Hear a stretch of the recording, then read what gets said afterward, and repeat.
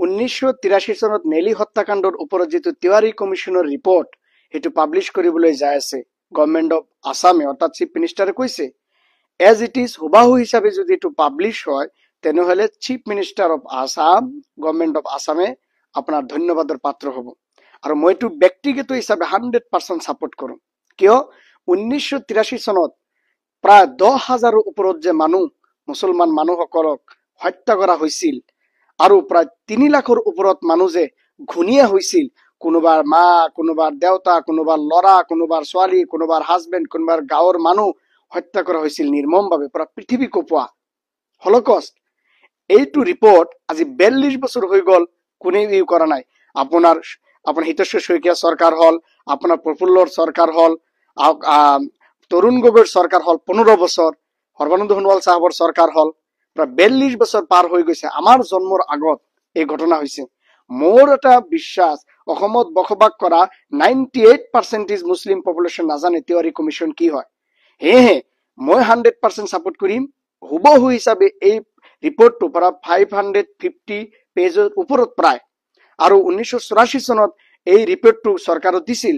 কিন্তু ইয়াৰ পিছত কিমান মুছলমান MLA হল, কিমান মুছলমান MP হল, কিমান মুছলমান মিনিষ্টাৰ হল, ফৰেষ্ট মিনিষ্টাৰ, আপোনাৰ হেল্থ মিনিষ্টাৰ, এডুকেশ্যন মিনিষ্টাৰ চৰকাৰত আছিলে, 15 বছৰ আছিলে, ইয়াৰ আগতেও আছিলে, কিন্তু কোনেও এইটোৰ কাৰণে ডিমাণ্ড কৰা নাই। সেইকাৰণে মই 100% ছাপোৰ্ট কৰো।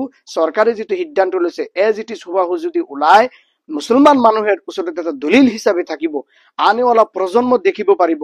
মই এডভোকেট, বহুত এডভোকেট সকল আছে, এই বস্তু পঢ়িব পাৰিব, ভালকৈ জানিব পাৰিব একচুৱেল কি হৈছিল, ইয়াৰ লগত কোনে জগৰীয়া, কোনে এই নিৰ্মমভাৱে কোনোবাৰ মা, আমাৰ পূৰ্বপুৰুষসকলক হত্যা কৰা হৈছিল, মুছলমান সকলক কোনোবাই নিজৰ ঘৰ বাৰী শেষ হৈ গৈছিল, পৃথিৱী কঁপোৱা। সেইকাৰণে এই কমিটি ৰিপৰ্ট যিটো ওলাব 100% মই ছাপোৰ্ট কৰো ব্যক্তিগত হিচাপে।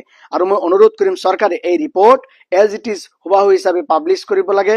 লগতে ইংলিছ, হিন্দী, উৰ্দু, অসমীয়া, বঙালী এই কেইটামান লেংগুৱেজত পাব্লিছ কৰিব, যাতে গোটেই চৰৰ মানুহে পঢ়িব পাৰে, নেলিৰ মানুহে পঢ়িব পাৰে, অসমৰ মানুহে পঢ়িব পাৰে, ভাৰতবৰ্ষৰ মানুহে পঢ়িব পাৰে, বিশ্বৰ মানুহ যাতে পঢ়িব পাৰে এই পৃথিৱী কঁপোৱা এই নেলিৰ হত্যাকাণ্ড।